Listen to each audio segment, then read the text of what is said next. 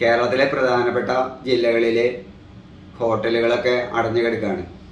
അതേപോലെ തന്നെ പാചകവാതകത്തിന് ഭയങ്കര ക്ഷാമം നേരിടുന്നുണ്ട്.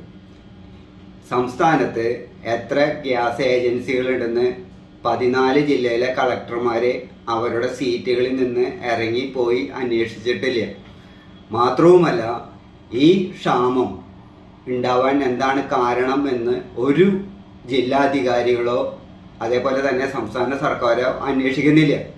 ഒരു ഗ്യാസ് ഏജൻസി എത്ര ദിവസത്തെ ഗ്യാസാണ് അവരുടെ കയ്യിൽ സ്റ്റോക്ക് ഉള്ളത്, അത് എത്ര ദിവസം കഴിഞ്ഞ് ഭാവിയിൽ ഉപയോഗിക്കാനുണ്ട്, ഇനി അവർ കരിഞ്ചന്തയിൽ ഉപയോഗിക്കുന്നുണ്ടോ തുടങ്ങിയ കാര്യങ്ങൾ പരിശോധിക്കാനുള്ള ജില്ലാ കളക്ടർമാർ അവർ ഇന്നേ വരെ അന്വേഷണത്തിന് പുറപ്പെട്ടിട്ടില്ല.